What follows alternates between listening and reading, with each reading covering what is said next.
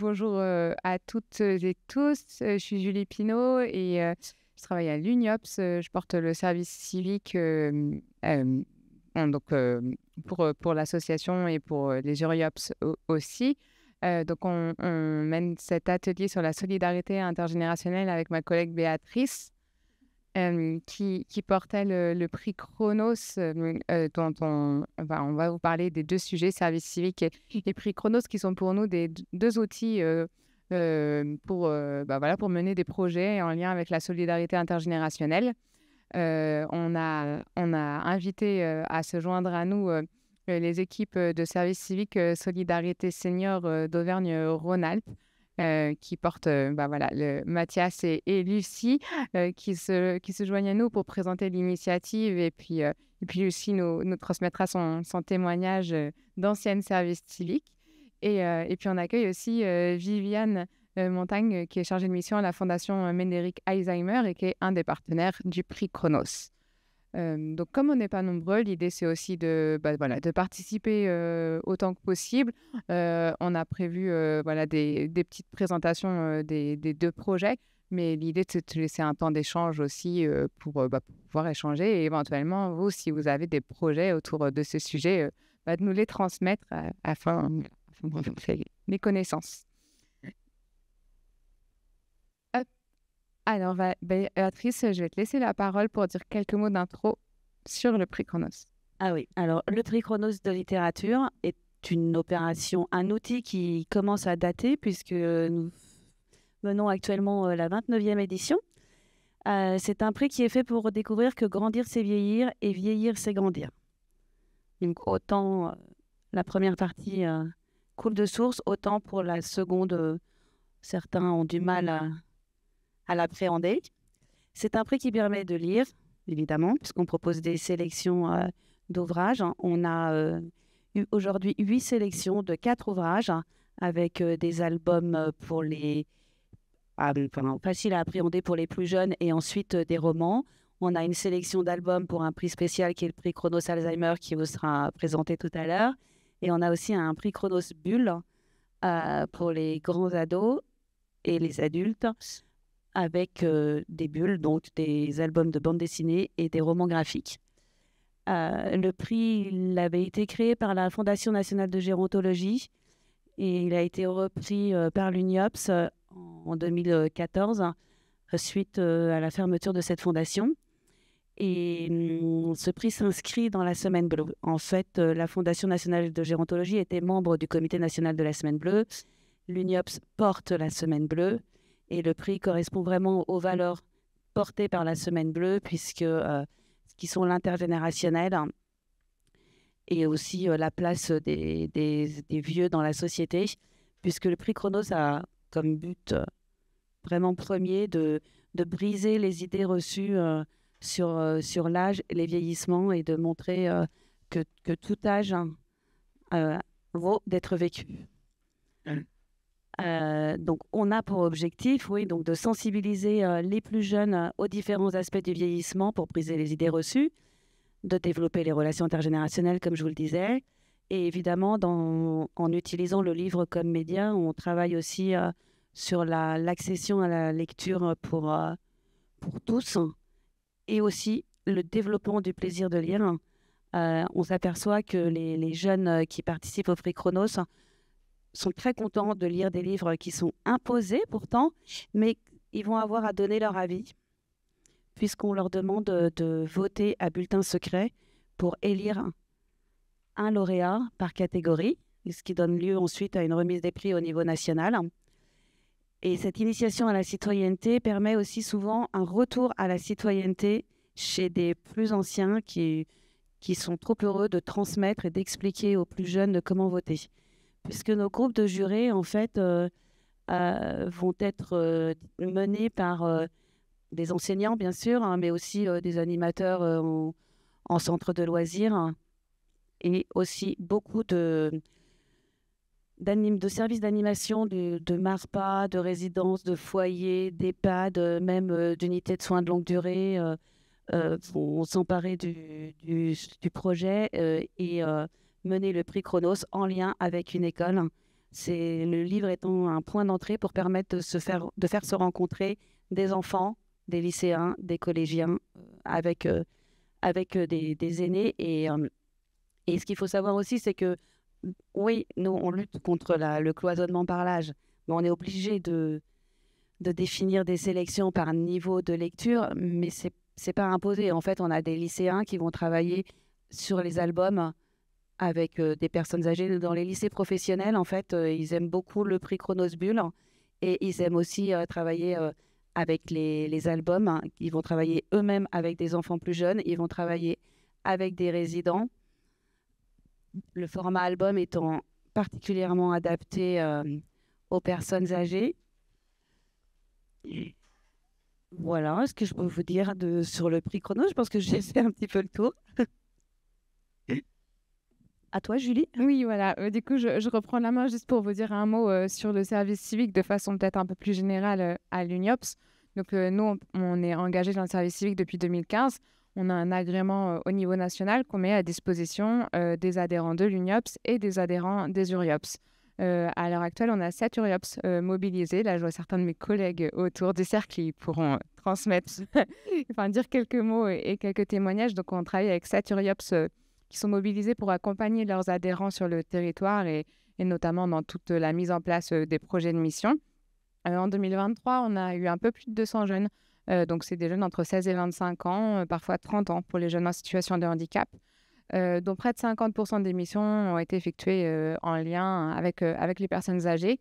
À l'heure actuelle, on a un catalogue de 9 missions qui vont être en lien avec les personnes âgées, mais pas que, parce que notre agrément couvre globalement les secteurs d'activité de l'UNIOPS. Donc, on a des missions dans le champ du handicap, des missions dans le champ de la protection de l'enfance aussi. Alors, même si on en parlera moins aujourd'hui, en tout cas, elles existent. Et donc, on est membre du comité d'orientation nationale de SC2S depuis sa mise en place en 2021. Et donc, on y reviendra tout à l'heure. Mais tout de suite, je vais laisser la parole à Viviane qui va nous dire Ah non, pardon, j'avance trop. Non, maintenant, ça va être à vous de travailler un petit peu puisqu'on va vous faire réfléchir à 3 questions. Donc, alors, on a des petits post-it, des stylos si vous le souhaitez. On va se laisser quelques minutes pour répondre, pour que vous puissiez répondre chacun d'entre vous à ces 3 questions et puis et faire un temps de partage collectif ensuite. Donc voilà, donc les questions, vous n'allez pas être très surpris puisqu'elles sont affichées. Donc, qu'est-ce que la solidarité intergénérationnelle ? Que peut-elle apporter à une personne âgée ? Que peut-elle apporter à un jeune ?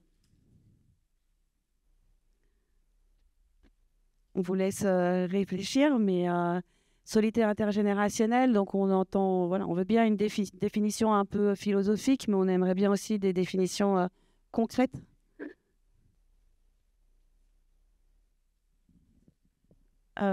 Si vous êtes tous prêts, on peut s'arrêter et écouter vos réponses.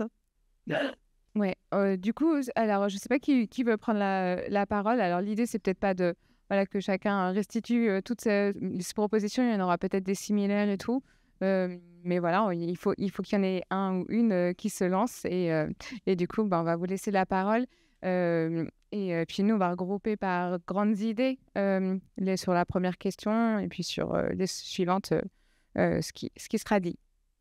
Bonjour, moi je m'appelle Élise Farel et je suis chargée de développement territorial à l'URIOPS Hauts-de-France. Donc je suis salariée de l'URIOPS et contrairement au reste de mes collègues, enfin la majorité du reste de mes collègues qui ont une approche sectorielle, moi j'ai une approche multisectorielle mais à l'échelle d'un petit territoire dans les Hauts-de-France. Je passe le micro à mon collègue. Donc, Michael Vincent, chargé de mission formation et j'ai notamment donc en charge le dispositif service civique dans les Hauts-de-France. Bonjour, Pascal Rocher. Donc moi, je suis chargé de développement pour l'insertion sur un pôle en région toulousaine, à l'ARCEA, un pôle IME et CESAD. Bonjour, Pierre Fusetti. Moi, je suis directeur territorial pour la LJT, c'est des foyers jeunes travailleurs en Île-de-France. Bonjour, Sandrine Patchulot. Je suis attachée de direction à l'association anti-DCEA Sauvegarde Bourgogne-Franche-Comté. chargé de formation et chargé de communication, on a des services d'insertion avec des services civiques. C'est pour ça que voilà, ça m'intéresse quand même un petit peu.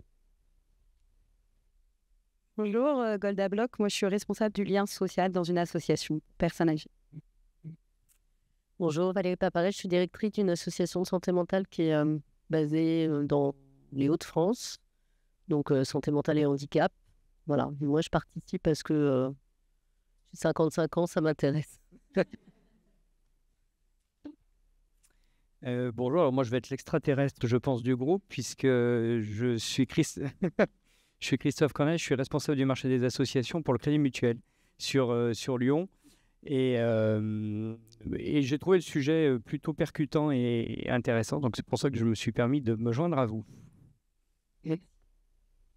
Bonjour, Catherine Languille. Donc, je suis enseignante, d'accord, en sciences médico-sociales. Donc, à la base, je suis travailleuse sociale puisque j'étais assistante sociale de formation. Et aujourd'hui, donc, je viens effectivement au congrès de l'UNIOPS parce qu'effectivement, je fais partie du conseil d'administration de l'ALGED. Voilà. Et donc, comme je travaille avec des jeunes, je me suis dit pourquoi pas venir voir s'il n'y a pas d'autres idées, effectivement, qu'on pourrait prendre et qui peuvent nous intéresser. Voilà. Bonjour, je suis Marie Gretel, je travaille à l'URIOPS Grand Est en tant que chargée de mission communication et je suis également référente service civique pour ma région le Grand Est, mais aussi pour la Bourgogne-Franche-Comté. Bonjour, Christine Deschamps, donc de l'URIOPS Bourgogne-Franche-Comté, chargée d'information et de la communication. Donc moi, je découvre aussi le service civique et comme nous sommes en partenariat avec Grand Est, voilà, je viens prendre un petit peu les nouvelles. Donc bonjour à tous, Dominique Saliou. Moi je suis ici notamment dans ce groupe pour 3 raisons. La première, c'est que je suis administrateur d'une association médico-sociale qui s'appelle Don Bosco, mais qui est laïque, parce qu'on confond souvent Don Bosco avec d'autres entités. Donc moi je suis breton, désolé, j'assume, mais ça me fait du bien d'avoir un endroit où il ne pleut pas. Voilà, donc je suis administrateur et trésorier de cette structure. Deuxième raison pour laquelle je suis parmi vous, c'est parce que je suis aussi à temps perdu conseiller municipal en charge de projets urbanisme à destination des seniors et membre également du CCAS. Et cette question de l'isolement des personnes âgées, entre autres, et tout ce qui touche autour de l'intergé, franchement, ça fait des années que j'en bois. Voilà, je me pique avec ça tous les jours. Et puis, la troisième raison, c'est comme vous, j'estime qu'à 52 ans, je suis un jeune qui peut encore apporter beaucoup à des vieux de 100 ans. Donc, pourquoi pas. Avec Théo, je suis trésorier de l'association de sourds-muets de la Martinique et trésorier de la Banque alimentaire en Martinique. Et je suis un peu intéressé par ce qu'on appelle la relation intergénérationnelle. Alors pour ma part, c'est Mathias Touillon. Je suis responsable régional pour l'association Service Civique Solidarité Senior. Donc j'espère qu'on va pouvoir répondre aussi et échanger sur le service civique et les liens intergénérationnels. Lucie Lacorelle, je suis ancienne volontaire en service civique chez Service Civique Solidarité Senior et actuellement ambassadrice régionale de l'association. Et moi, c'est Viviane Montagne, je suis chargée de mission à la Fondation Médéric Alzheimer. Et du coup, je me suis déjà présentée, alors je vais vous relaisser la parole. Voilà, sur la première question sur la solidarité intergénérationnelle, qu'est-ce que ça vous évoque? Je ne sais pas, voilà, si certains d'entre vous souhaitent commencer à partager les contributions. Voilà. Donc moi, je voulais préciser que j'avais répondu par le prisme un peu de projets qu'on mène sur certains de nos établissements où on a des partenariats établis aujourd'hui et qu'on va, j'espère, développer avec des EHPAD. Donc un exemple, on a des jeunes autistes qui, avec leur éducateur, vont chaque semaine passer une demi-journée ou une journée dans un EHPAD sur l'année, voilà, pour partager des activités, des temps d'échange. Et on a le projet... on va créer une plateforme pré-professionnelle avec des ateliers pré-pro pour des jeunes, on va dire plutôt IM Pro, voilà, un institut médico-professionnel. Et on va l'ouvrir, on espère pouvoir en faire un lieu, un peu un tiers-lieu d'échange avec des personnes âgées qui sont dans le même territoire que nous, pour qu'ils puissent venir partager leur... c'est des gens qui ont eu un métier à un moment donné, qui ont des compétences. et on a envie qu'ils viennent les partager avec nos jeunes sur nos ateliers. Alors, on appelle ça un repair café, on appelle ça un tiers-lieu. En tout cas, on a tous ces projets-là en cours. Donc, moi, j'ai marqué que c'était une entraide, un partage d'expérience et donc de la transmission. Voilà, pour la première question. Moi, du coup, j'ai aussi parlé de possibilité d'un partage d'expérience, de donner de son temps aussi et de son expérience vers l'autre. Parce que le service civique, c'est un temps défini dans la semaine. Et surtout, déconstruire les préjugés. Nous, c'est ce qu'on voit aussi. On a des services civiques qui travaillent auprès des personnes âgées. Et on voit que souvent, ils sont un peu frileux au début pour travailler avec les personnes âgées. Et après, ils nous disent qu'au final, ils apprennent énormément. Nous, on travaille beaucoup sur l'intergénérationnel avec la fracture numérique. Ils vont auprès des personnes âgées pour les aider à sortir de leur isolement sur ce sujet-là. Donc, je pense que déconstruire les préjugés, c'est vraiment important.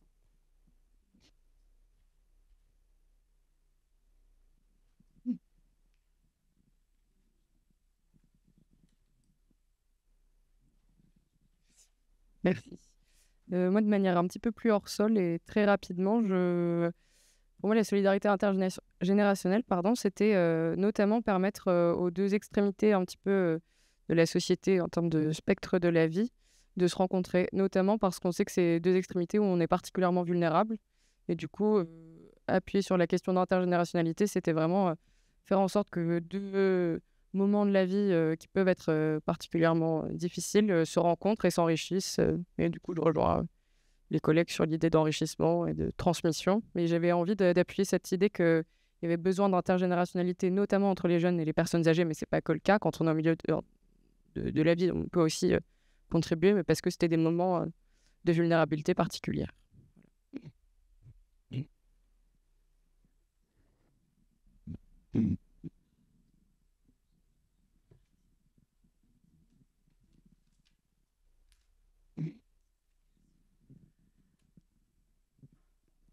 Quelqu'un d'autre veut s'exprimer sur la solidarité internationale? Moi, j'ai un roman à vous conseiller pour tous les lecteurs à partir de 13-14 ans, enfin tous même 15 ans, pour tous les services civiques en fait. Ça s'appelle L'âge tendre de Clémentine Beauvais.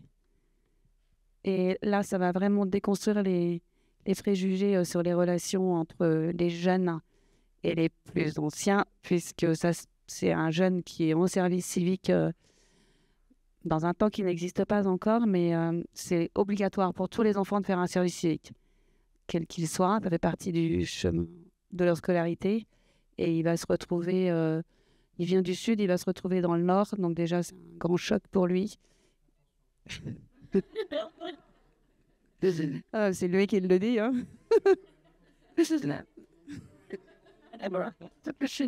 Ça nécessite un petit peu d'adaptation déjà.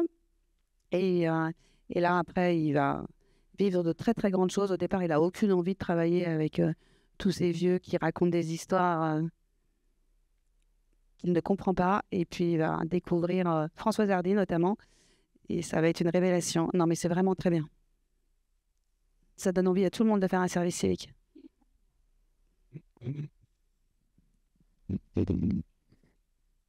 Et du coup, en parlant de préjugés ou pas, pour vous, qu'est-ce que c'est une personne âgée et qu'est-ce que la solidarité intergénérationnelle peut apporter et la même question pour les jeunes, qu'est-ce qu'un jeune et qu'est-ce qu'un projet comme ça peut apporter? Peut-être juste avant de répondre à cette question, deux commentaires très rapides.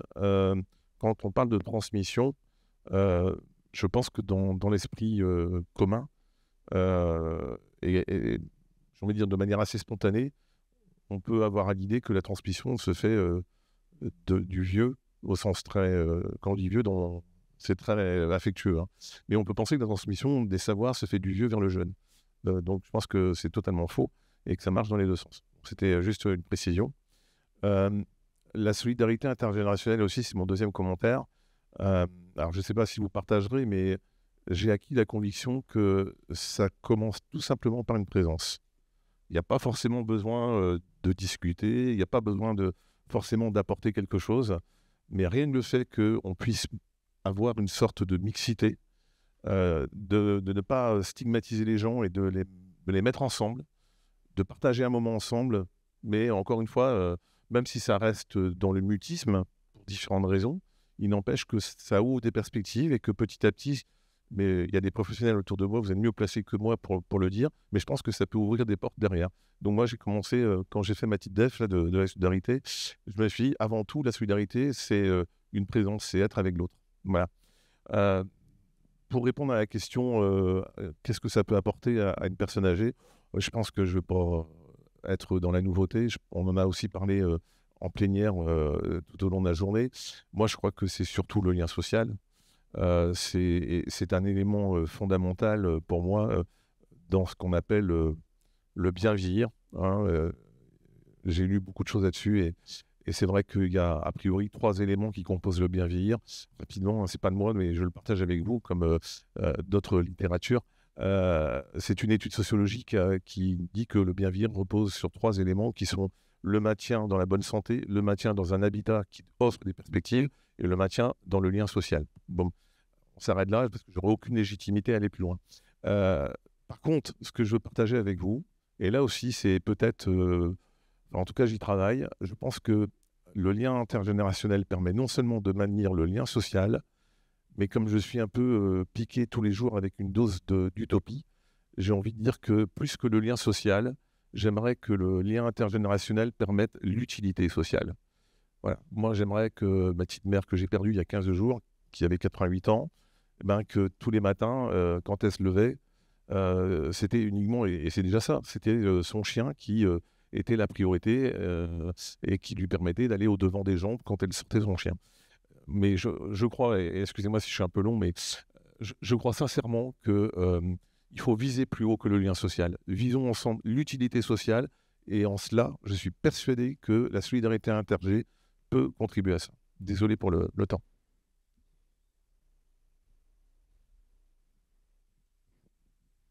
Merci. Non, pas du tout. Et moi, j'ajouterais juste une toute petite chose, parce que nous, on le voit dans la mise en place des projets Chronos, c'est que ce lien social qui est créé par la rencontre autour du livre, c'est au-delà du lien social, on crée du lien entre différentes structures qui d'habitude ne se parlent pas. Donc, on va créer du lien entre les écoles, les établissements d'hébergement, avec les CCAS, avec les médiathèques, avec du coup, voilà, tout un secteur qui va pas spontanément monter un projet ensemble. Et là, autour du livre, ils vont monter leur projet et ça va vraiment participer à la lutte contre cet isolement. Et j'ai des exemples très très concrets de personnes âgées qui, dans des résidences, sont venues participer à des rencontres avec des enfants autour du livre, alors qu'elle ne voulait jamais participer à quoi que ce soit. Et aussi, une autre personne m'avait raconté que, parce qu'on a des groupes d'enfants qui sont en Ulysse, qui participent au prix Chronos, qu'un enfant qui refusait de parler s'était mis à parler grâce au livre. Et le fait aussi d'avoir des personnes âgées en face d'eux, on a eu des collégiens qui nous ont écrit qu'ils n'auraient jamais pensé qu'un livre qui parlait des vieux pouvait être drôle ou intéressant. Bon, on a beaucoup de retours très très positifs et très lâchement. En fait, vous disiez que les enfants, on avait les 2 extrémités de la chaîne en fait de la vie, mais en fait nous on triche parce qu'on utilise les enfants pour éduquer les parents qui sont juste au milieu et qui font le lien.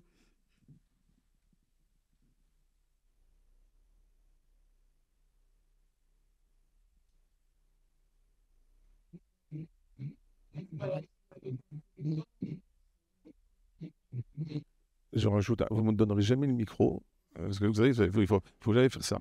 Moi, je suis un fan de karaoké, donc j'ai pas répondu à la 3e question. Qu'est-ce qu'elle peut apporter à un jeune? Je partage avec vous une anecdote très courte. Moi, je suis, pour l'avoir vu, j'ai vu que des seniors, quand ils échangent avec des jeunes, surtout des jeunes qui sont en phase un peu de rupture, qui se remettent beaucoup en question, qui doutent d'eux-mêmes, je pense qu'effectivement, nos aînés peuvent amener non seulement effectivement leur expérience, mais derrière qui va générer une prise de confiance. Donc, effectivement, ça apporte aussi du lien social aux jeunes, on est d'accord. Mais pour donner d'autres j'ai envie de dire, d'autres atouts au lien social, mais dans l'autre sens. Je crois volontiers que les seniors sont en capacité de faire ce que d'autres métiers ne savent pas faire ou ne peuvent pas faire, parce qu'ils vont parler avec leur expérience, leur enrichissement, et ça permet effectivement, pour l'avoir vu, ça permet de booster des jeunes à qui on n'a pas su parler, à qui on n'a pas su, même avec tout l'engagement qui peut être dans nos métiers, hein. Mais je crois je crois fondamentalement que ça peut parfois marcher comme ça, l'enrichissement des aînés qui apportent le coup de boost, la confiance à des jeunes en situation de rupture. Justement, moi, ça me fait penser à une expérience de mentorat, d'accord? Donc, des personnes qui sont en retraite, qui ont occupé un métier et qui viennent dans des établissements scolaires, donc auprès de jeunes qui sont demandeurs et qui les aident effectivement à trouver une motivation, d'accord? À faire un CV, à faire, etc., qui les entraînent et qui leur permettent effectivement après comment je vais te dire, de se projeter dans une formation, de se projeter dans un métier. Et c'est très important, effectivement, ouais, tout à fait.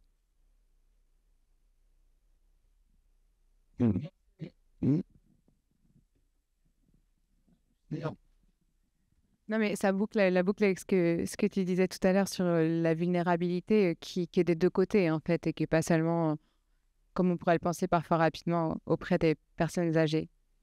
Et moi, j'ai juste envie de dire, par rapport aux personnes âgées, on parlait effectivement du lien social, mais je pense que quelque part, ça interroge aussi sur comment notre société considère les personnes âgées, hein, on est d'accord? Le discours ambiant, c'est ils sont plus productifs, hein, d'accord? Ils consomment discours ambiant entre guillemets, on est d'accord, hein, que je ne partage pas du tout, hein, voilà. Ils sont plus productifs, ils nous coûtent très cher, hein, en matière de santé, etc. Et finalement, il vaut mieux qu'ils soient dans des EHPAD, etc. Donc, ça interroge quand même, parce qu'on s'aperçoit que dans certaines cultures un petit peu ancestrales, finalement, la personne âgée, c'est le sage quelque part. Et je pense que quelque part, on a vraiment oublié cette dimension-là, et c'est quand même fort dommageable, à mon avis.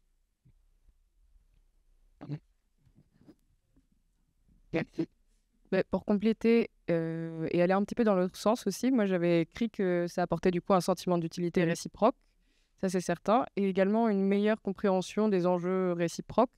Là, vous venez de parler du regard qui est porté sur les personnes âgées et que ce lien intergénérationnel permet d'aller au-delà de ce regard-là. L'inverse aussi est très vrai. Moi, là, je peux parler d'une expérience sur mon territoire, le bassin minier, qui est un territoire très sinistré avec une jeunesse très précaire.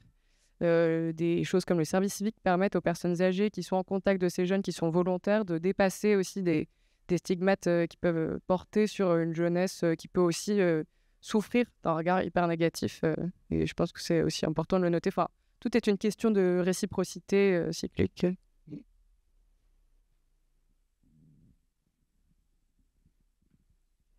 Et notre contribution?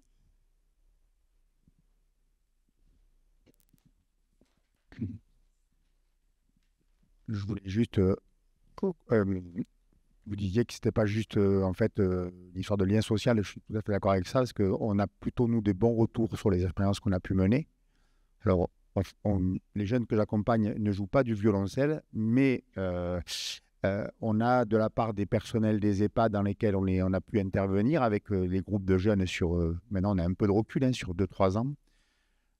Plutôt des retours plutôt positifs sur ce que ça peut amener auprès des personnes âgées qui sont dans ces établissements.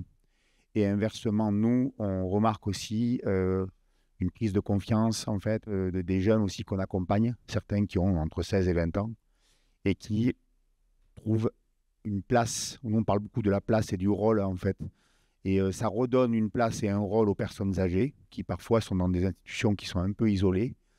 Et ça redonne aussi, je trouve, une place et un rôle à certains de nos jeunes qui sont aussi parfois dans des institutions qui sont un petit peu isolées, ou en tout cas à l'écart, même si elles sont en ville, elles sont quand même un peu stigmatisées parfois. Et du coup, voilà, je voulais partager avec vous ce constat d'un bien-être, comment dire, chacun s'y retrouve en tout cas, réciproque, quoi. Voilà, dans ce partage-là. Et il y a une transmission où les jeunes aident parfois les papis et mamies, comme ils disent, à utiliser l'outil numérique. Et les mamies aident certains jeunes à faire de la couture. On a un atelier couture qu'on vient d'ouvrir. Et puis, certains papiers-mamies aident d'autres jeunes à réparer leur vélo, par exemple. On assiste à des choses un peu toutes simples à mettre en place. Ce n'est pas des usines à gaz, c'est des projets simples, mais qui, pour nous, sont porteurs, quoi. Voilà. Merci.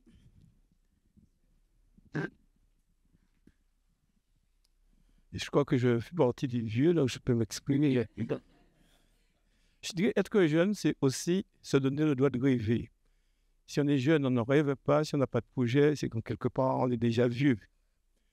Donc, la relation intergénérationnelle entre le jeune et la personne âgée, je trouve, c'est amener un peu de lucidité. Un jeune qui a un projet, un jeune qui rêve, c'est l'aider à concrétiser ce rêve et amener un peu de lucidité, de maturité dans son projet. Et ça, c'est effectivement, ça ramène à l'utilité sociale.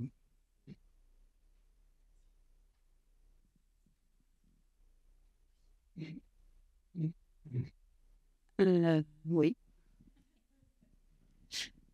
Merci beaucoup pour tous ces échanges très riches. Donc moi, je vais vous présenter un peu plus en détail le prix Chronos Alzheimer qu'on met en place à la Fondation en partenariat avec l'UNIOPS. Donc, juste pour commencer, donc la maladie d'Alzheimer touche plus d'1 million de personnes en France actuellement et elle touchera 2 fois plus de personnes en 2050, donc demain. C'est la première cause de dépendance en France, de la personne âgée, et la première cause d'entrée en institution. Donc, elle touche majoritairement des personnes âgées, mais pas que. Et contrairement aux idées reçues, la maladie d'Alzheimer, c'est pas uniquement perdre la tête. Ça a des conséquences, après, vous connaissez ça par cœur, mais très, très graves sur le quotidien d'une personne. Ça mène à la dépendance et à la perte d'autonomie et souvent, mais pas tout le temps, à l'entrée en institution. Et en termes de traitement, il n'y en a pas aujourd'hui. Voilà. Donc, on ne guérit pas cette maladie. Et voilà. Et en fait, ce qu'il faut retenir, c'est vraiment qu'on va faire face à une transition démographique et on va avoir beaucoup, beaucoup plus de personnes malades dans les années à venir, mécaniquement. Il n'y a pas plus de cas a priori, mais en tout cas, c'est mécanique. Et à la Fondation, donc la Fondation Médéric Alzheimer, c'est merveilleux. C'est une fondation qui est reconnue d'utilité publique, qui a été créée il y a 25 ans et donc ça a été créé par la mutuelle Médéric, qui est maintenant Malakoff Humanisme, mais on est complètement autonome et indépendant maintenant. Et en fait, le constat des fondateurs, c'était de se dire ok, il y a des institutions qui sont très fortes en recherche biomédicale et qui vont trouver un traitement. Ça ne sera pas tout de suite. On va les laisser s'occuper de la partie biomédicale, mais qu'est-ce qu'on fait des personnes malades maintenant? Et donc, l'idée, c'était un petit peu d'envisager la maladie d'Alzheimer par le prisme des sciences humaines et sociales. Voilà. Donc, elle porte 5 axes. La prévention, parce que c'est assez peu connu, mais 40% des cas de maladie d'Alzheimer pourraient être évités en adoptant un mode de vie plus sain. Donc, globalement, c'est les mêmes... la même prévention que pour le cancer, tout ça. Donc, tout ce qui est bon pour le cerveau est bon pour le cœur, est bon pour... tout. Donc, globalement, voilà. En tout cas, il y a de la prévention qui existe et ce n'est pas du tout quelque chose qui est connu. On a l'habitat. C'est ce qu'on disait. On est actuellement en France dans une démarche domiciliaire, en tout cas, où on incite les gens à rester le plus longtemps possible à domicile. Et quand c'est plus possible, une entrée en institution en urgence. Je caricature, mais c'est quand même souvent ce qui se passe. Et donc, à la Fondation, on essaye d'étudier des habitats alternatifs, inclusifs. Et donc, en ce moment, on travaille sur les colloques Alzheimer. On travaille sur les interventions non médicamenteuses. Et pareil, l'idée, c'est de les scientificiser un petit peu, donc de voir comment elles fonctionnent. Voilà, de voir comment elles marchent, mais pas, voilà, on n'est pas dans le but de donner des sourires aux gens. On est en train de... L'idée, c'est de voir si ça a des impacts sur l'anxiété, sur le sommeil, sur les troubles cognitifs, etc. l'accompagnement. Donc voilà, comment on forme les personnels qui accompagnent les personnes malades d'Alzheimer, parce que c'est quand même très, très compliqué. Elles souffrent de troubles cognitifs sévères, etc. Donc, nous, on forme les professionnels et on forme aussi des personnes, entre guillemets, lambda, justement, de la société, donc des policiers, des commerçants, etc., qui sont confrontés à des personnes qui sont malades d'Alzheimer au quotidien. Et la société inclusive, et du coup, c'est le sujet qui nous intéresse un peu plus aujourd'hui. Donc, le constat un peu de la Fondation, c'était de se dire qu'avec bientôt 2 millions de personnes qui vont être malades d'Alzheimer, tout le monde allait être concerné, de près ou de loin, par cette maladie, que ce soit dans sa famille proche, un parent, un grand-parent, ou voilà, un grand-parent d'un ami. Enfin, on va tous y être confrontés. Et donc, nous, on veut vraiment faire évoluer le regard sur cette maladie. Et on essaye de s'y prendre dès le plus jeune âge. Et c'est pour ça qu'on est très fiers de participer au prix Chronos avec l'UNIOPS.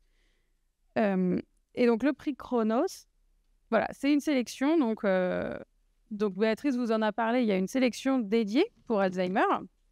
Donc, ça, c'est les 3 dernières années, je crois, plus ou moins. Donc, ça s'inscrit vraiment dans le prix Chronos. Et on fait une sélection d'albums jeunesse qui parlent de la maladie d'Alzheimer, mais qui parlent de la maladie d'Alzheimer avec des mots d'enfant, de façon très poétique ou très rigolote. Enfin voilà, parce que là je dis ça parle d'Alzheimer, ça fait rêver personne, mais en fait les albums sont très beaux et c'est voilà, les auteurs arrivent vraiment à mettre des très jolis mots sur cette maladie qui n'est pas facile. Et donc, ce que je disais tout à l'heure, c'est que comme tout le monde va être confronté à cette maladie, bah forcément, des enfants le sont aussi. En fait, des enfants sont concernés. Et expliquer la maladie d'Alzheimer à un enfant, c'est pas simple, surtout quand les parents ou les proches ne sont eux-mêmes pas hyper à l'aise avec ce qu'est la maladie, ce que ça provoque.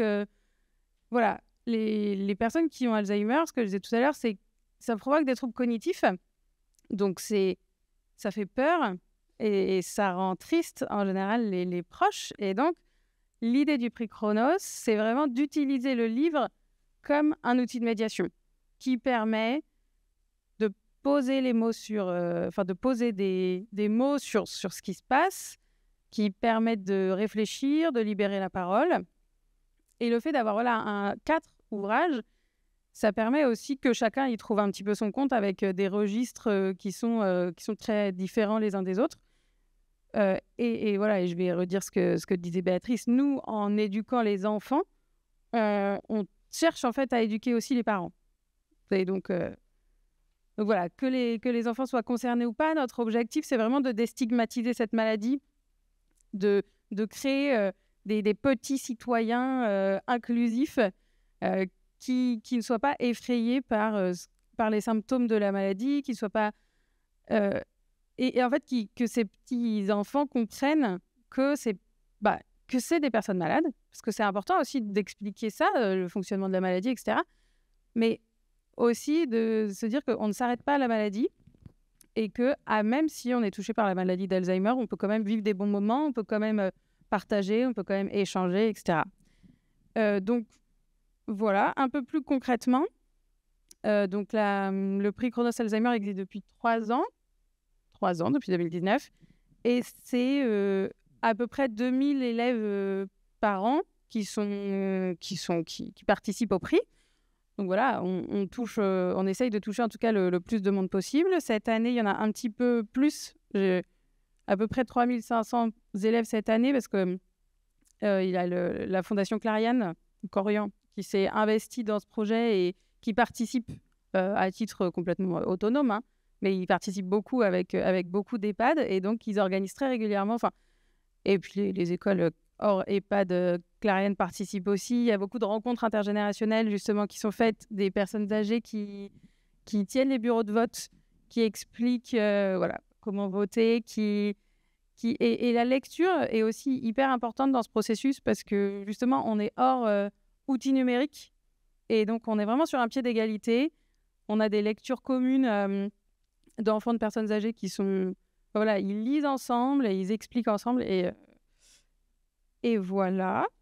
Et puis, donc voilà, il y a des rencontres. Tu n'as pas parlé du fait que vous alliez dans les classes pour expliquer aux enfants.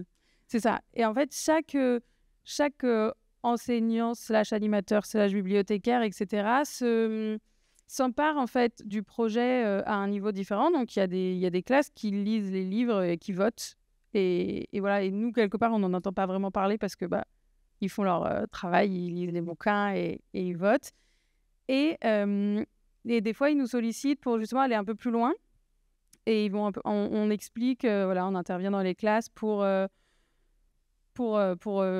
expliquer ce que c'est que la maladie, justement, comment ça fonctionne et comment on s'adresse, comment on communique avec des personnes malades. On va aussi à la rencontre des enfants et il y a des enseignants qui s'emparent vraiment du sujet pour faire des dessins, des pièces de théâtre. Le prix Chronos Alzheimer permet vraiment de poser des mots sur ce concept un peu compliqué de maladie qui fait peur aux adultes. Et voilà. Et qui est souvent un peu tabou, les adultes ne voulant pas, ayant peur de traumatiser leurs enfants, parce que ce qu'on a tous fait, mais on ne dit pas tout à fait toutes les choses. Mais voilà, donc du coup, ça permet vraiment de libérer la parole.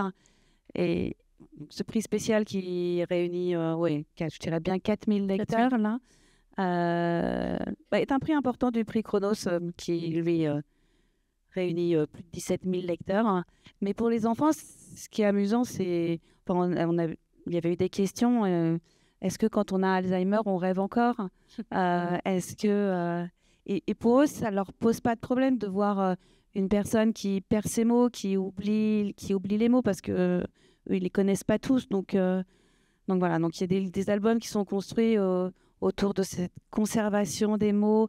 Et les enfants sont très friands de pouvoir garder chaque mot qui est dit par les plus âgés pour se construire eux-mêmes des souvenirs et garder la mémoire, garder la mémoire de son aïeul. Voilà. Oui, en fait, c'est vrai que la maladie d'Alzheimer, c'est assez tabou pour les adultes, mais finalement, pas pour les enfants, en fait. Et c'est important, ça leur permet plutôt de clarifier des comportements des adultes. Ils comprennent mieux pourquoi, mais en fait, ils parlent avec des personnes Alzheimer comme avec d'autres personnes âgées sans faire de différence et sans... à la limite, ils trouvent que c'est rigolo quand les gens radotent un peu, etc., ou quand ils perdent leurs mots, mais il n'y a vraiment pas de tabou de leur côté à eux, en tout cas. Oui, c'est ça. Et puis... Oui, voilà.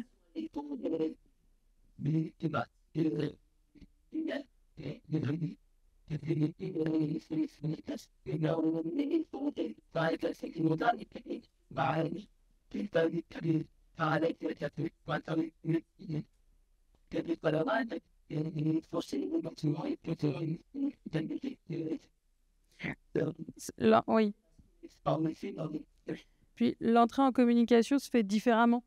Du coup, c'est vrai que nous, on va être un peu, en tant qu'adultes, être un peu désarçonnés face à des comportements qu'on qualifie d'étranges, et en fait, les enfants ne vont pas l'être. Au contraire, d'ailleurs, ils vont trouver ça rigolo. Ah, il y a pas d'âge. Il y a des patients très jeunes. Ouais.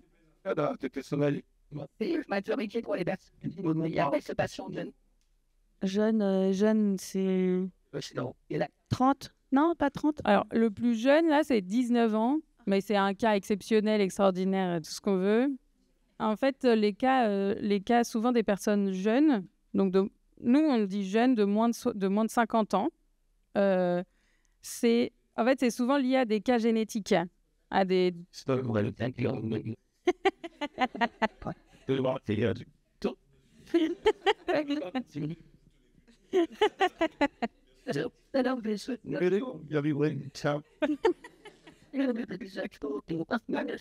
Mais c'est parce qu'il y a très très peu de personnes de moins de 40 ans, Dieu merci, qui ont Alzheimer. Donc on dit malade jeune entre 50 et 65 ans et après c'est Alzheimer tout court.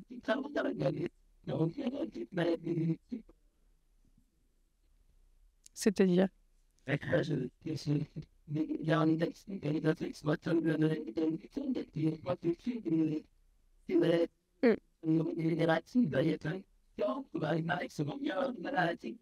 c'est tout ce qu'on appelle les troubles apparentés. Et voilà, c'est à peu près aussi vague que les troubles apparentés. Donc, il y en a quelques-uns qui sont identifiés. Il y a la démence à corps de Lévy, la DFT, la démence frontotemporale. Mais c'est vrai qu'il y a d'autres formes et qui sont associées à d'autres maladies. Il y a des formes associées à Parkinson aussi. Et donc, oui, souvent, les personnes plus jeunes, mais je l'ai déjà dit, je crois, c'est des cas génétiques. Souvent, c'est des cas familiaux, en fait. Et donc, voilà, c'est encore un peu particulier. Merci. Il y a 1% des cas qui sont génétiques. Tout le 99%, non. Merci, Viviane. Maintenant, on va donner la parole à Lucie. Ouais. Moi, ça va être un témoignage sur mon service civique auprès des seniors. J'aimerais déjà vous dire pourquoi je me suis engagée auprès d'eux et comment ça s'est passé, tout ça. Donc, on remonte à il y a 2 ans où j'ai arrêté les études avant d'avoir mon bac parce que ça me rendait vraiment pas bien du tout. Et au bout d'1 an de pause dans mes études, il y avait une question qui revenait et du coup, maintenant, qu'est-ce qu'on fait ? Parce que apparemment, dans la vie, on reste pas juste comme ça chez soi et tout se passe bien. Donc, cette question, elle était assez récurrente et j'arrivais pas à trouver vraiment de réponse jusqu'au jour où je tombe un peu par hasard sur une bannière du service civique. Je me dis, de toute façon, j'ai rien à perdre, je vais regarder ce qui se passe. Ce truc, je connais pas. Et je regarde et je me rends compte qu'en fait, on me dit, ouais, tu peux être utile et tout, c'est sympa. Et au max, ça dure 1 an. Donc, moi, ça me rassure. Je me dis déjà, c'est pas pour toujours. Et en plus, j'aime bien le côté je me rends utile et tout ça. Et il n'y a pas besoin de diplôme, il n'y a pas besoin d'expérience professionnelle. Enfin bref, le truc était un peu parfait. Donc, je me disais, bon, je vais tenter ma chance, je vais regarder. Et je regarde un peu toutes les missions. Et autour de moi, on me parle aussi d'un service civique auprès des personnes âgées où en gros, c'était quelqu'un qui faisait genre des jeux de société avec les seniors et c'était sa mission. Mais c'est trop cool! C'est trop bien! Et du coup, je regarde sur le site du service civique et j'écris senior dans la barre de recherche. Et donc, je tombe sur service civique solidarité senior. Et en gros, ouais, c'était ça l'annonce de la mission. C'était du lien social, du coup, avec les personnes âgées pendant 28 heures de semaine, pendant 8 mois, en binôme. Donc, en plus, je serais même pas seule. Ça va. Si jamais j'ai un problème, j'ai pas de problème. Et donc, j'ai postulé. Et puis là, on m'a dit, vas-y, c'est bon, ok, viens avec nous. Et donc, je me suis engagée pendant 8 mois dans un EHPAD du groupe ACPPA à Lyon. Et pendant 8 mois, j'étais en binôme et on faisait des animations collectives. Donc, des fois, on les créait nous-mêmes. Par exemple, on a fait une activité culturelle sur l'histoire du cinéma. Ça m'a pris un temps fou à préparer. Mais ils étaient trop contents parce qu'ils avaient découvert plein de choses. Donc, on revient justement sur le fait que on s'apporte les uns les autres. Pas que eux qui nous apportent leur expérience, et aussi nous, on leur apporte des petites connaissances comme ça. Et en dehors de ces temps d'animation collective, on faisait aussi des temps qu'on appelait individuels. Donc, ça pouvait être de la simple balade dans le jardin, parce qu'en plus, il y en a qui pouvaient, malheureusement, ils pouvaient plus se déplacer seuls. Donc, nous, on prenait un petit peu de temps avec eux, et s'ils prenaient l'air, ils étaient trop contents. Ou alors, on lisait le journal, on passait un petit temps à discuter tranquillement, on faisait des jeux de société, tout ça. Et donc, tout ça, ça m'a apporté pas mal de choses personnellement, notamment beaucoup de confiance en moi, parce que je pense que s'il y a 2 ans, on s'était rencontrés là, jamais je prends le micro. Vraiment, je ne vous parle pas, je suis dans le coin de la pièce et puis je suis et maintenant, visiblement, ça va. J'ai aussi, du coup, fait pas mal de rencontres, de belles rencontres. C'était trop cool. Et vraiment, je leur ai aussi apporté des choses. Parce qu'à la fin de la mission, on leur a posé la question, ça vous a apporté quoi? Et une des premières personnes âgées à qui j'ai posé la question m'a répondu, de but en blanc, elle m'a dit une grande amitié. Et je suis ok, trop bien, trop cool, trop mignon, je vais verser ma petite larme, je reviens. Et il y en a d'autres qui nous ont dit, ça nous permet d'avoir de la jeunesse, de l'énergie, c'est trop cool. Et puis il y en avait d'autres, c'était, nous, ça nous fait un petit rendez-vous régulier, c'est sympa. Et en même temps, il y en a d'autres où on voyait au quotidien, au début, ils allaient à aucune animation parce qu'ils étaient non, mais moi, je suis trop nulle en calcul mental, je vais pas y arriver. On s'en fout, on est là pour s'amuser. Vous allez voir, en fait, vous n'êtes pas si nul. Et quand tu reviens après, c'est alors, le score, j'ai tout défoncé. Donc, c'était aussi trop bien parce qu'on avait vraiment ce sentiment d'utilité. Et voilà. C'est super. Merci, Lucie. Mathias?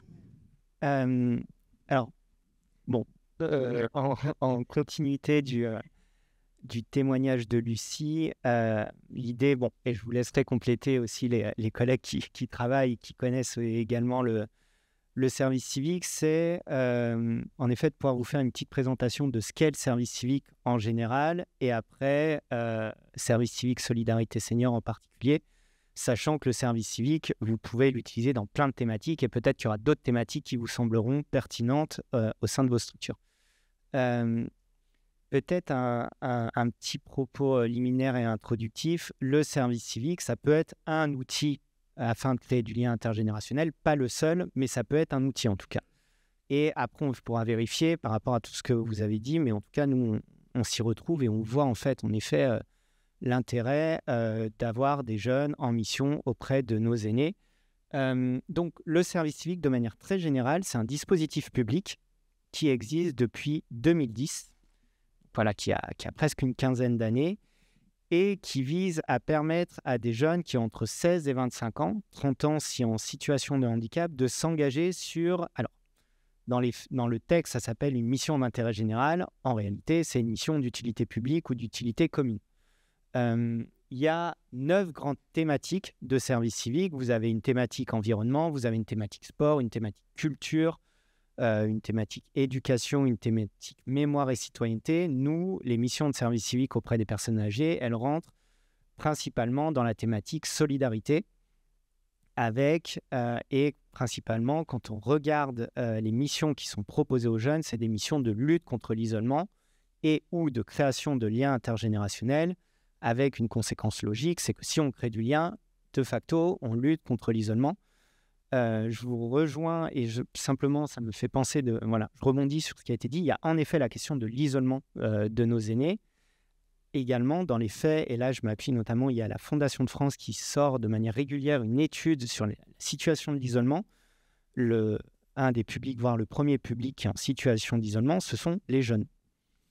Donc, il y a aussi une question de comment est-ce qu'on lutte contre l'isolement et comment cette question du lien intergénérationnel vient en effet toucher les deux, on va dire, public du spectre de la population. Et donc, il y a vraiment un intérêt sur cette question de lutte contre l'isolement de manière générale à créer du lien entre les générations, au-delà de tout ce que ça peut apporter de manière générale. Donc, sur qui peut faire un service civique? Tout jeune qui a entre 16 et 25 ans, ou 30 ans si en situation de handicap.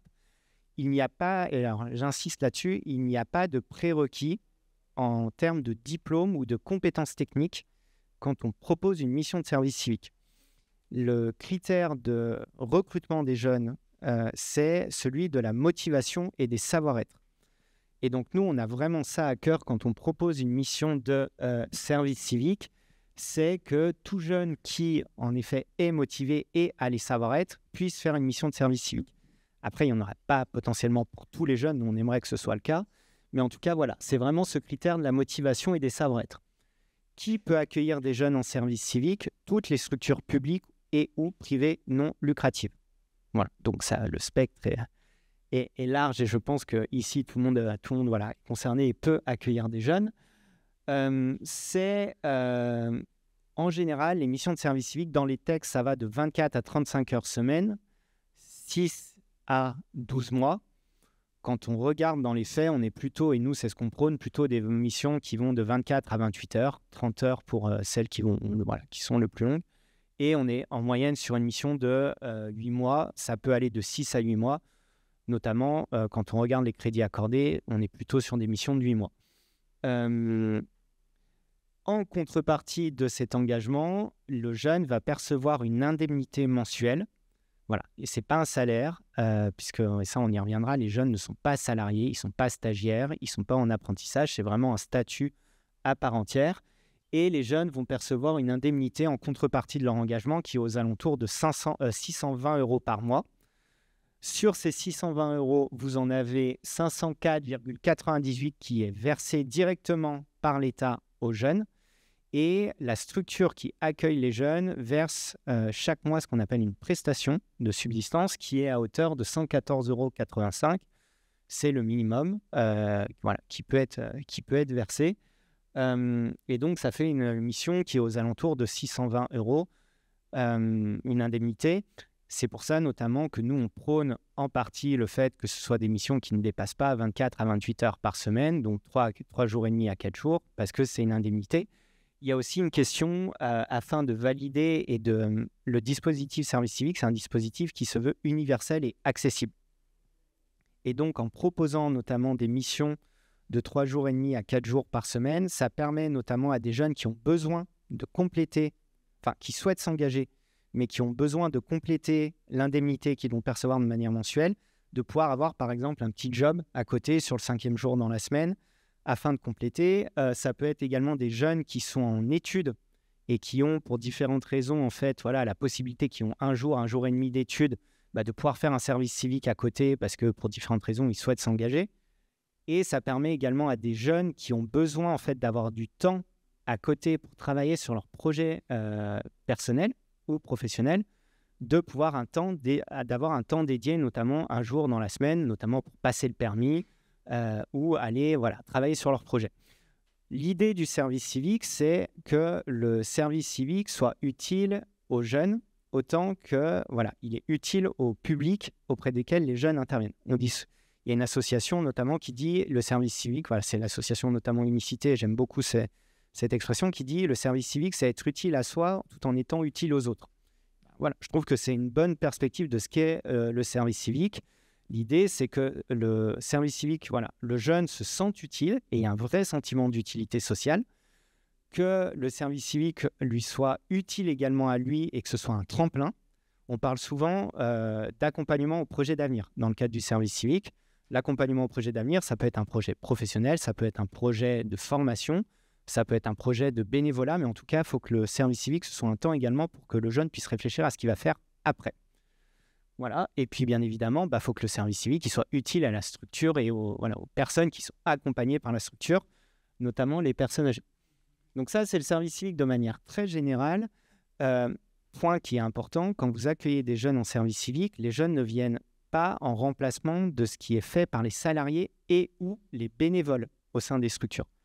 Les jeunes, ils viennent apporter un plus en termes de lien social. Et c'est un projet qui est complémentaire à ce qui est déjà proposé. Je le dis bien, notamment pour les associations, c'est complémentaire des salariés et ou des bénévoles. Donc, les jeunes ne sont pas sur des actions qui relèvent du fonctionnement des structures, pas sur des actions qui relèvent de l'administratif, pas sur des actes, bien évidemment, de soins, même quand les jeunes ont les diplômes, ni d'actions qui relèvent de professions réglementées.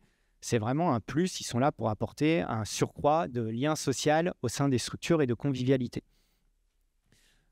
Et au sein de chaque structure, il y a toujours un tuteur.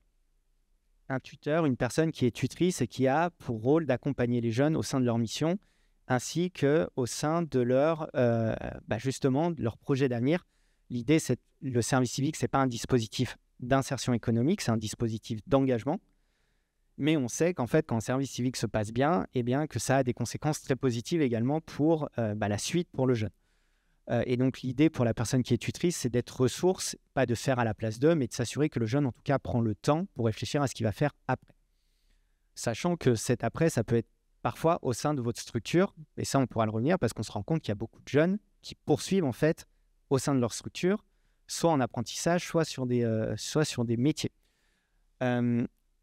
SC2S, donc Service Civique Solidarité Senior, c'est une mobilisation qui est assez récente, qui existe depuis fin d'année 2020, début d'année 2021, qui réunit aujourd'hui une quarantaine de partenaires au niveau national. Même au-delà de partenaires, nous on parle vraiment de membres de la mobilisation, dont l'UNIOPS. Service Civique Solidarité Senior, c'est une mobilisation qui est nationale. On est présent sur l'ensemble des départements et donc là, voilà, au vu du lieu où est située votre structure, il y aura toujours en fait un référent qui pourra vous accompagner. C'est une mobilisation qui est nationale et qui est collective. Depuis le départ, Service Civique Solidarité Senior, c'est porté par un collectif d'acteurs, de membres, à la fois des acteurs qui viennent du secteur, on va dire, de la jeunesse et notamment du service civique, et également des acteurs qui viennent du secteur du grand âge. Et vous avez également, et ça, voilà, il faut quand même le préciser, un soutien financier qui était apporté à l'époque par Malakoff Humanis dans le cadre de sa politique action sociale. Maintenant, on est soutenu par la fédération Agir Carco, voilà, de manière générale. L'idée de tous ces acteurs, c'était de se dire, nous, ce qui nous semble intéressant, c'est de pouvoir proposer, en fait, plus de missions de service civique où les jeunes interviennent auprès des personnes âgées. Et donc, le but, et ça, c'est un peu voilà, la dynamique dans laquelle se sont mis tous les membres de la mobilisation, c'est de pouvoir accompagner toute structure d'accueil qui souhaite accueillir des jeunes en service civique dans leur projet d'accueil. Et donc, l'idée, et là, vous le voyez, les missions qui peuvent être proposées aux jeunes, vous avez comme, et ça rejoint ce que disait Lucie dans son témoignage, ça peut être à la fois des temps individuels, des visites de convivialité. Les missions qui sont proposées, elles peuvent être autant pour des personnes âgées vivant à domicile, je pense notamment au CCAS, au SAD, que des missions proposées en établissement. Et donc, ça peut être toujours des temps individuels, visite de convivialité à domicile, visite en chambre. Ça peut être également de l'appui à l'animation collective, notamment quand il y a tout un service d'une action de lien social, des animateurs, des animatrices dans les établissements. Ça peut être également, on l'a vu, projets environnementaux. Nous, on a beaucoup de projets qui s'apparentent à ce qu'on appelle projet passeur de mémoire. C'est tout ce qui est témoignage et mise en valeur en fait, de témoignages. On a notamment, là, je pense à une jeune qui allait piocher dans les archives municipales par rapport aux témoignages que faisaient les personnes âgées. Et donc, elle a créé une exposition intergénérationnelle. Ça peut être des actions liées au sport, au bien-être, ça peut être sur tout ce qui est vivre ensemble, ça peut être des projets environnementaux, les questions d'écologie. Je pense notamment également à des jardins partagés. On a des jeunes en fait qui mettent en place des projets jardins partagés dans les structures. L'idée, c'est aussi avec les jeunes d'avoir des jeunes, peut-être potentiellement dans vos structures, vous avez des projets entre guillemets que vous avez dans les cartons et vous vous dites, en fait, on n'a pas nécessairement de temps. On a des professionnels qui pourraient accompagner ces projets ou des bénévoles, mais si on a 1, 2, 3 jeunes, ça nous permettra de les mettre en avant et de les mettre en place. Donc, par exemple, jardin partagé, festival de musique, festival culturel, cinéma. Voilà, il y a tout un ensemble de projets qui peuvent se mettre en place grâce aux jeunes. L'idée, c'est que ce soit toujours complémentaire de ce qui est déjà proposé. Donc, s'il n'y a pas d'activité de lien social dans la structure, l'idée, c'est tout d'abord d'avoir un salarié et ou des bénévoles qui les portent. Et après, il y aura des jeunes qui pourront être là en contrepartie. SC2S, qu'est-ce que ça peut apporter? Donc, vous avez notamment sur un certain nombre de territoires, en fait, l'UNIOPS ou les URIOPS qui disposent d'un agrément de service civique et qui peuvent déjà vous mettre, soit vous avez déjà votre agrément de service civique et donc vous l'utilisez, soit vous pouvez bénéficier d'un appui des URIOPS pour les mettre en place. Donc ça, c'est déjà un intérêt, notamment si vous n'en avez pas, de portage administratif du dispositif.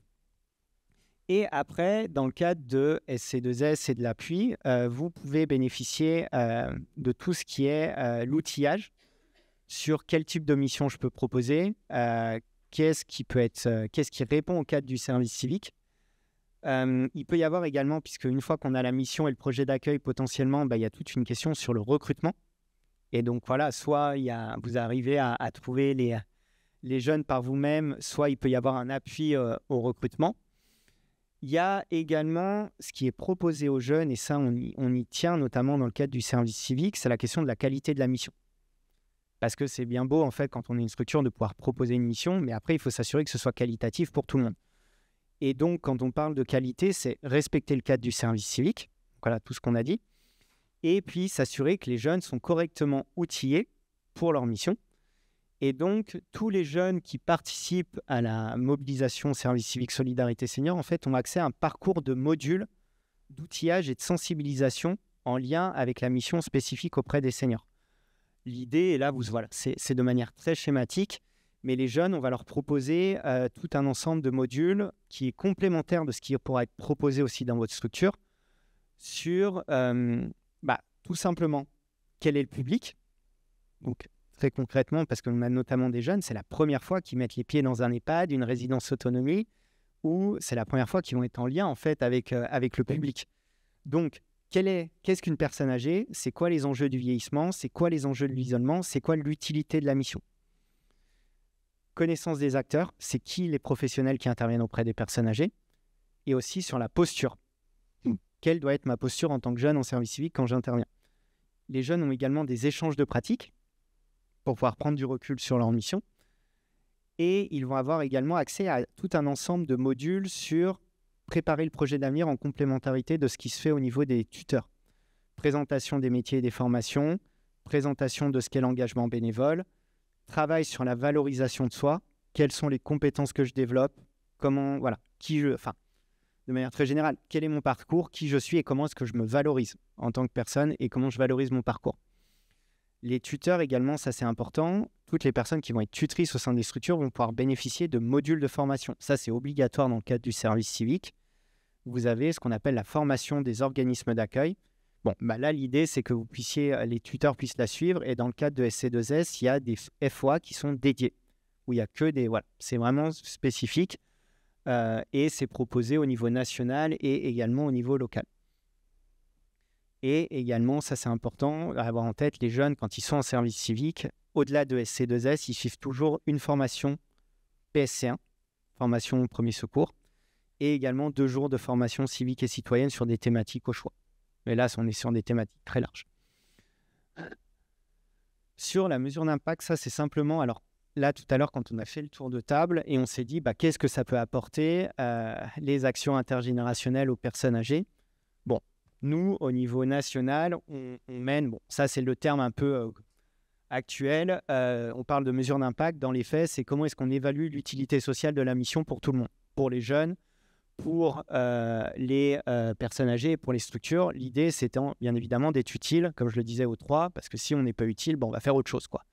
Mais là, voilà, quand on regarde vraiment ce qui se passe en termes de lien intergénérationnel quand on a des jeunes en mission, déjà, premièrement, et ça, on se base notamment sur les indicateurs de l'OMS, les personnes âgées, en fait, elles se sentent mieux. Il y a en termes de ressenti et de bien-être, on voit que ça a un impact positif sur les personnes âgées quand il y a des jeunes qui interviennent. Donc là, c'est le service civique. C'est ce que je disais tout à l'heure, de manière générale, le lien intergénérationnel, on l'encourage, c'est un outil parmi tant d'autres. On a un changement aussi sur les représentations mutuelles. On voit que le regard des personnes âgées sur la jeunesse change et on voit que le regard des jeunes sur nos aînés change. Donc il y a tout un aspect de transmission aussi qui se fait dans les deux sens et également un changement des représentations. Et ça, c'est quand même quelque chose que moi j'adore, c'est quand on interroge les jeunes ou les personnes âgées au début de la mission, sur les représentations qu'ils ont, très concrètement des jeunes ou des vieux, et à la fin de la mission, c'est un fossé, quoi, entre le décalage, en tout cas, sur comment les représentations ont changé. Il y a tout un travail également sur les personnes âgées, sur le souhait d'aller sur du collectif. En fait, on se rend compte que les personnes âgées, une fois que les jeunes sont là ou ont été en action, les personnes âgées ont envie d'aller sur des temps collectifs, au-delà de juste la présence des jeunes. Donc c'est aussi, et ça c'est ce que disait Lucie, sur en fait, vous avez la présence des jeunes fait que vous avez des personnes âgées qui vont aller sur des temps collectifs alors qu'elles n'y allaient pas avant. Et bien évidemment, vous avez tout un travail sur, et ça c'est plutôt alors sur l'aspect, pour le public jeune, les jeunes, et on se rend compte que c'est des missions qui apportent un vrai sentiment d'utilité, de la confiance en soi, de l'apprentissage sur comment est-ce que j'apprends à travailler en collectif. Nous, on pousse pour que ce soit des missions en binôme au minimum, pour que les jeunes travaillent en équipe. Il y a tout un aspect, on a 40% des jeunes, alors, et ça je sais que notamment dans le secteur du médico-social, on a 40% des jeunes qui poursuivent sur des études ou des formations ou qui souhaitent poursuivre en fait sur ces métiers du soin et du médico-social. Du soin, du médico-social et du lien. On a beaucoup de jeunes notamment qui vont sur des BEGEPS, animation. Donc voilà, c'est aussi une possibilité pour eux de découvrir ces métiers. Et là, on est en train de s'en rendre compte, le lien se maintient au-delà de la mission. Une fois que les jeunes ont arrêté leur mission, on a encore beaucoup de jeunes qui continuent en fait à être en lien avec les personnes âgées. Donc voilà, en termes d'engagement, ça en dit long aussi sur la prégnance et la solidité des relations qui se créent dans le cadre de ces missions. Ça, c'est des chiffres que l'on a et des retours. Simplement pour information, et donc ça, c'est sur la slide, comme je le disais, il y a des contacts SC2S, donc il y a déjà en fait les contacts URIOPS, parce que dans certains URIOPS, vous avez les possibilités de bénéficier d'un appui sur les missions de service civique. Et de manière générale, après, sur les aspects formation et tout ce que j'ai présenté de la mobilisation, il y a également des contacts. Donc, et ça, c'est à vous de me dire. Mais la démarche, c'est d'abord de vous rapprocher de l'URIOPS ou de l'UNIOPS. Et après, l'URIOPS et l'UNIOPS pourra vous mettre en lien avec, ou s'appuyer, eux, en direct sur SC2S. Mais de manière générale, on vous invite à pouvoir réfléchir sur des projets de lien intergénérationnel via le service civique ou autre. Mais en tout cas, il y a une vraie plus-value sur ces actions-là. Et c'est un apport mutuel. Et ça, je pense qu'il faut vraiment insister là-dessus.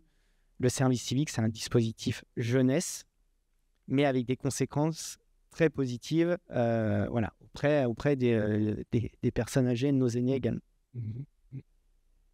Je ne sais pas s'il y a des questions. Merci Mathias. Oui, on peut se laisser... on a 2-3 minutes pour des questions ou des prises de parole si vous le souhaitez, si vous souhaitez réagir au témoignage soit de Viviane, de Lucie et de Mathias. Merci. Je posais juste une petite question. Merci Lucie pour le témoignage. Je pose pas cette question pour me faire l'avocate du diable, mais plutôt pour creuser une problématique que vous avez soulevée dans votre présentation dans un contexte de crise des métiers de l'humain. Comment est-ce qu'on fait pour que les services civiques ne soient pas parfois, et c'est normal, et je jetterai jamais la pierre aux associations, soient utilisés, même si le terme est moche, pour combler des manques d'accompagnement qui sont vrais. Et du coup, ma question, c'est pour pointer ça, et surtout pour vous demander, vous, en tant que SC2S, mais je vais aussi retourner la question vers mon collègue, comment est-ce que vous faites pour accompagner les structures dans ça? J'imagine que ça va de pair avec une action de plaidoyer pour alerter sur justement cette crise des métiers de l'humain, mais concrètement, comment est-ce que vous faites sans être dans du contrôle trop des assos pour gérer ça? Ouais. Alors, c'est un vrai sujet. Et c'est notamment aussi pour ça que il y a l'association, SC2S, ça fait partie de l'accompagnement. En fait, il y a tout un temps, et ça c'est aussi fondamental, quelle que soit la mission de service civique, de bien poser, de faire un travail vraiment approfondi sur la mission qui va être proposée, sur le projet d'accueil. La mission qui va être proposée, alors il y a quelques, en fait, il y a des, c'est ce qu'on disait tout à l'heure, il y a la question de il ne faut pas que les jeunes soient indispensables. À partir du moment en fait, où on entend une structure, et ça, c'est aussi naturel parce qu'il y a un contexte qui nous dit en fait, j'ai besoin absolument des services civiques. Mais en fait, ce n'est pas une mission de service civique qu'il faut. Pareil, en fait, on va poser la question, les jeunes, ils sont vraiment sur des missions de lien social. Et donc, ça va être la première question, c'est est-ce que vous avez déjà une activité de lien social au sein de votre structure ? Ou est-ce que vous avez une personne en fait qui est référente, soit des équipes bénévoles, soit des salariés. Dans les EHPAD, par exemple, il y a très souvent un animateur ou une animatrice. Dans les CCAS, il y a des actions qui sont menées de lien social. Et après, on va aller vraiment, et là, c'est un peu un travail qui est assez fin, c'est, on va regarder, OK, les missions qui vont être proposées, ça va être ça. qui va être référent du jeune, comment va se passer le tutorat, comment va se passer une semaine type. Et après, on va poser, et aussi il y a un autre point qui est vraiment fondamental, c'est que le jeune, en fait, il y a beaucoup qui se joue sur les 15 premiers jours. Et donc, c'est comment va se poser le projet d'accueil, comment la mission va être présentée. Un point qui fait notamment, qui aide beaucoup, c'est présentation à l'ensemble des équipes, notamment les équipes de soins, sur ce que peut faire un jeune en service civique et ce qu'il ne pourra pas faire. Et après, il y a des points, en fait, de manière assez régulière. On est en lien avec les tuteurs, les tutrices, on échange de manière assez transparente, assez ouverte. Et puis, de manière générale, en fait, nous, on le voit, hein, on a très peu de situations. En fait, les structures, elles comprennent parfaitement, en fait, ce qu'est le dispositif. Quand on échange et qu'on pose bien la mission et le projet d'accueil, en fait, ça se fait de manière naturelle et c'est très vite, très bien identifié comme un plus en termes de lien. Et puis après, on fait des points de bilan. Et puis des fois, on va dire qu'on réajuste un peu la mission. Mais par exemple, on va être plus sur ah bah oui, là, on a fait un peu d'accueil. Non, en fait, un jeune, il ne fera pas d'accueil au sein de la structure. Il ne sera pas sur un appui administratif. Mais... Ouais, juste pour compléter aussi, c'est que ça rejoint un peu ce qu'on se disait au début et ça participe à la lutte contre les préjugés, mais souvent les jeunes, ils ont aussi plein d'idées à apporter dans les assos. Et moi, ce que je conseille toujours aux structures d'accueil, c'est aussi de dire, poser la question aux jeunes, qu'est-ce qu'il a envie de mener, quelles sont ses passions, qu'est-ce qu'il a envie de partager dans l'établissement pendant les mois où il va être présent. Et ça, généralement, on peut avoir des bonnes surprises. Alors, tous les jeunes ne sont pas autonomes ou force de proposition dès le départ. Il y en a qui ont besoin qu'on les guide, qu'on les oriente un peu, mais il y en a certains qui peuvent arriver aussi avec des idées et c'est chouette aussi de pouvoir leur laisser la place pour les exprimer et les expérimenter au sein de la structure. Salut.